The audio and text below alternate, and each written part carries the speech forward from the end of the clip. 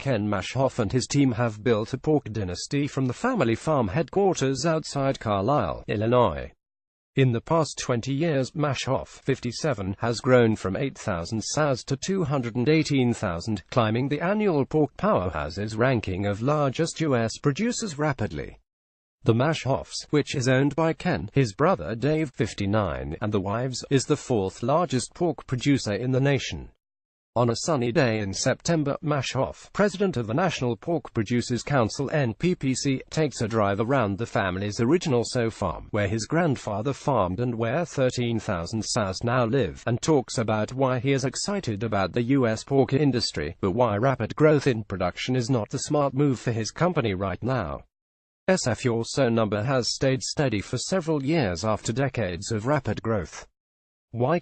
We have made no secret over the past 3 years that our focus is on our customers' packers, and making sure we are delivering the attributes they are looking for. Doing that in a cost-effective way is paramount, because if costs are higher than returns, it is not sustainable. So, our focus has been on right-sizing. We plan to build 2 new sow farms in the next year. One has already started, but our overall sow numbers are not growing. We have some older farms that may not be the right geographic fit or the right size unit for our system. Our focus is getting the right types of farms built to deliver the products customers need. That in might be a certain genotype that provides specific attributes, or it might be sow housing as we focus on reducing the use of individual maternity pens. Many times, a geographic fit may not be right for one producer, but it is for another producer, based on the packing plant they are supplying, or the growth footprint, or where their feed mills are located. We are focusing on getting our geographies aligned with our customers. Today, the Maschhoffs have determined we have other places to go with capital. That doesn't mean we are abandoning the pork industry. We are certainly not. I have preached for years that if we have the same profitability from 175,000 sows that are in the right geography and delivering the right return, there is no reason to have 250,000 sows. Will you invest in the pork packing business, as some other producers have done? We have said all along it's not our goal to invest bricks and mortar into packaging, processing, and branding on the pork side. The last couple of years we've looked at what's going on in the pork industry with the announcements of additional packing plants. We are not involved with those. We have looked at that investment and believe it's time to be very prudent and cautious with capital going into the pork sector. You invested in the Gold and Plump chicken business in 2013 and then sold it recently. What is the strategy? We bought Gold and Plump GNP because we wanted to diversify within protein. We learned a lot about branding. We sold the business earlier this year to Pilgrim's Pride. It was a tremendous offer and the timing couldn't have been better. When we purchased the company, our brand, Just Bare Chicken, had 60% of the antibiotic-free market in the country. By the time we sold it, that was down to 15% market share because everybody was doing it. What was special about the company was being somewhat commoditized. We also felt that Pilgrim's Pride could take the business farther than we could and provide those GNP employees an opportunity to grow in new areas. We had something we thought was going to be more valuable today than it would be 3 to 5 years down the road. We learned a lot by owning the poultry business, and it was a great financial investment for us. The Maschhoffs have always been very opportunistic. As president of NPPC, what is top of mind for you? I deal with trade issues every day. Recently, we learned that President Trump was considering terminating the free trade agreement with South Korea (KORUS). Our NPPC staff worked all Labor Day weekend to urge the administration to reconsider. Dermot Hayes, Iowa state economist, says if the agreement is terminated, live hog prices would fall by 3.8% or $4.71 per animal. That could likely take away all of the profitability of the pork sector in 2018. If the trade deal did not exist, we would lose the South Korean pork market to the Europeans. For now, the administration has pulled back, but we have to stay on it. Why is trade so important? It is so imperative that we don't lose any ground in our current FTA's free trade agreements. We actually need more FTAs. The US is expanding in new sows and packing plant capacity, so it will need to export about 33% of its pork. SF, have you diversified outside of agriculture? Kilometer, we own an asphalt business in Las Vegas and a fire safety and suppression company in St. Louis. We invested in those businesses in 20,072,009 because they offered better returns than the pork industry. We have always thought we should be diversified and not have all our eggs in one basket. SF, why is diversification important for your company? Kilometer, we love this pork industry. It's how we grew up. It's what we do, what we know. But there are always risks you can't control in any industry, such as geopolitical events, interest rates doubling overnight, or China saying it won't take ractopamine pork. These are things we can't control. Those are systemic risk. The thing we can control is where our capital flows. When the risk-adjusted rewards in the pork business are great enough, that's where the capital will flow, and when they're not, it will go to other areas. Our legacy pork business and our other businesses are synergistic. If you want to preserve a legacy business, you better put it in a position that it can sustain something catastrophic, such as foot and mouth disease. Most people who have all the money in pork could never sustain that kind of dangerous situation. We have tried to position our company so if there is an FMD outbreak or the US loses a trade agreement, we know what that means to our pork business, but it isn't going to affect our asphalt business or our fire safety sprinkler business or any of the rest of our diversified portfolio. They can coexist. SF, why is foot and mouth disease a concern? Kilometer, it would be catastrophic for the whole industry. Foot and mouth is a trade-restricting disease, unlike PEDV in 2014 where buildings sat empty but people made money because prices went high. With foot and mouth we can't export pork or beef. It would cost agriculture $200 billion over 10 years, including the impact of the corn and soybean markets. We would downsize all those industries, including packing. If you can't export, the industry has to downsize.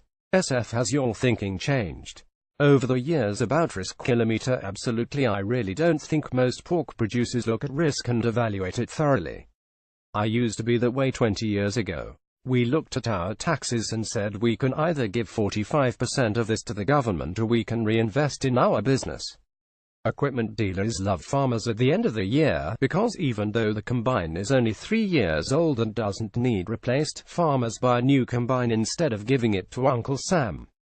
They don't think about doing something else with that money, like investing in another business or the stock market. SF, do you see the Maschhoffs adding sows in the future? Kilometer, if we wanted to go that route, we certainly could, but that probably isn't the right move today, so we are sitting on the sidelines. We don't like a lot of debt. Our business operates with a very, very strong balance sheet. Maybe it's just my age. When I was 30, I was just like, go, go, go. Nothing's going to stop us, we're going to grow. I'm more patient now. I do think that there is going to be some opportunity on the pork side in the next few years. I'm bullish protein worldwide, but I'm scared as hell about the growth we've had in the industry, knowing that one stumble with Mexico on a trade deal, the wrong play on KORUS, and we could see prices in the tank a year or two from now. SF, is this a good year for every pork producer to take a hard look at the balance sheet? Kilometer, the industry is in the exact situation where people need to analyze and think about their next investment. We have never exported a greater percentage of our product than we are today. In a year or two, that number is going to be significantly more. Keep in mind that in 1991 we imported pork to this country. Today we export 27% and we are going to need to grow it to 33%. Countries that have been in this situation before, like Denmark and Canada, have at times suffered because they are so reliant on exports. SF, the US producers realize how risky the pork industry is right now. Kilometer, most producers are starting to understand and realize that. At NPPC, we're getting much feedback from people concerned with trade issues. They understand that if Korea goes away, they could lose all the profit next year. This industry is reliant on NAFTA. Mexico is our #1 market in terms of volume of pork. Producers understand that trade is huge for agriculture. Without TPP, we desperately need to negotiate a bilateral trade agreement with Japan. Beginning in 2019, the EU producers will have a definite advantage due to the trade agreement with Japan. SF, you are the largest non-integrated pork producer in the US, maybe the world. Does that worry you? Kilometer, no. The fact that there is new capacity in packing is good for producers. But packing and production have to be in balance. As we add plant capacity, we are inherently going to add production capacity. Producers may have a great 18-month or 2-year run out of the deal if we get those two out of balance, but those runs are short-lived because, ultimately, they have to match. Packers have had a great run the last few years and currently still do. Everybody is doing what they think they need to do. I know all the producers who are investing in new packing plants. We have had lots of discussions.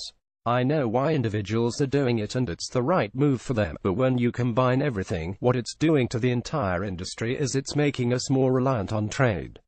You see growth in pork consumption kilometer domestically. The US is adding a couple of million people a year to the country but eating no more pork per capita than we did 30 years ago.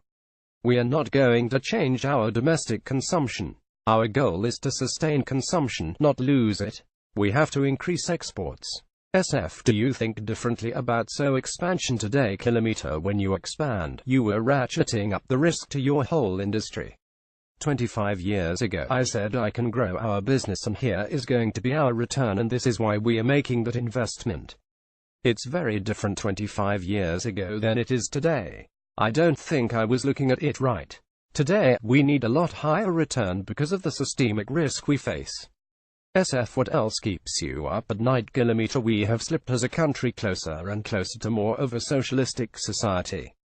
In the next 10 years we will have socialized medicine similar to Europe or Canada. We are moving from a purely capitalistic society where people are used to certain returns. I believe the success of American business is largely a result of the entrepreneurial liberties that our constitution and capitalistic system allows. That belief has eroded over recent decades. Are you amazed when you look back at your rapid growth in pork? Kilometer, from 2002 to 2014 we had a 22% annual compounded growth rate. Based on the pork powerhouse list, we grew our numbers 8 times faster than the rest of the list. We had that rapid build-up until we got to a point where we said, how many eggs do we want in this basket? So we went out and bought a business that had eggs golden plump. It was a great company, great cultural fit, great people. You have mentored other producers about growing a family farm business. Any tips? Kilometer, it's not the multi-million decisions that break up families. It's little things like who got gas from the farm pump or who got to hunt on the back 40 this year. You need to create a governance and culture that constantly focuses on profit. Run the business to be profitable, let that be the reward, and don't let the little stuff distract you. That stuff to D because the little stuff does distract us. Most people in agriculture are trying to build a legacy business for the kids. If you want a legacy business that's going to endure, you have to structure it so your kids think about it like shareholders. They are caretakers of something bigger. On the other hand, if passing the business to your kids is your priority, you might not always maximize returns. If that is your goal, you cannot be faulted. To be honest with you, I struggle with that some days. I wonder if I created something my kids will feel part of or feel like they own. Why stay in the pork business, given the risks? Kilometer, people ask me why we do it. The pork industry is not sexy. We have had opportunities to buy golf courses and wineries. They are sexy, but the returns stink. If you want to be in a business that isn't sexy, the profits are generally there. Why have you been successful? Kilometer, first, I thank God for blessing us. Second, Dave and I have a lot of trust and respect, and he has always supported my decisions. Finally, we have had loyal and committed employees through the years. They work as hard as family members to make sure this business is successful. Our core value number 1 is training, communicating, and empowering people for success. That's what our parents did for us when we were very young. Dad empowered Dave and I to make the decisions. I still think that's why the business was a success. Tell me a bit about your family history. Kilometer, our parents had a small farm with 135 sows. When I was 15, Dave and I borrowed $3,500 from our grandparents to buy 40 acres of ground for $586 an acre. 2 years later we used that ground to finance another 120 acres and then we sold it a year and a half later for $1,500 an acre. We then bought half interest in our parents' 135 sows and expanded that to 700 sows. We hired a high school friend as our first employee, and he still works for us today. At 17, I was hiring employees, working with packers, and buying corn from the neighbors. A decade later, Dave and I bought full interest from our parents. At the time, we had 10 or 15 employees and were expanding from 700 to 1,200 sows. That was about 1988. SF: What advice do you give companies about hiring? Kilometer: We have empowered young people through the years to take ownership in ideas. The best way for people to be successful is to experience the pain of a wrong decision. That pain will teach them, I don't ever want to feel that again. You have to let them taste the sweet rewards of the success and relish it, because they will want more. Sometimes it burns you when young people make decisions. To be honest, we have needed more gray hair in this company. We may not have always brought in enough experience, but we always brought in passion and energy. We've focused so much on youth, because young people are great to train and work with. 10 years ago, I realized out of the 170 people in this office, there was only one person older than me, and I was 47. That's how much youth was involved in the management of the company. SF: What is the advantage to aging? Kilometer: It's perspective. You are born young and dumb, and end up old and wise. Wouldn't it be neat if those were reversed? It's our job to instill the perspective on younger people. About the time I was pushing to diversify the company, the younger people were saying, let's go, go, go. I was happy beyond what I ever thought we could do as a company, and wanted to look at some other things by the point, but I understand their enthusiasm. Back in the early 2000s, I have to admit it, I thought, man, I want to climb on that pork powerhouses list. Call it vain or egotistical if you want. We had 22% annual growth rate while others were growing 35%. A decade later you get to a point where you just wanted to be damn good at what you do. SF: Have you thought about getting involved in the packing side? Kilometer: We haven't ruled that out. Right now, we are happy producing 5 million hogs a year for our customers. SF: What do you see down the road? Kilometer: If the rest of the industry struggles and there is an opportunity, we're going to be opportunistic. This company is still 100% family owned. We have not looked to outside capital, although we have had opportunities. We had opportunities to own even more sows. We would have had to go get private equity, take a minority partner on. I'm sure glad we didn't do that. That would have been doubling down on the pork side. SF: What do you like best about your industry? Kilometer: People in agriculture are genuine, good-hearted people.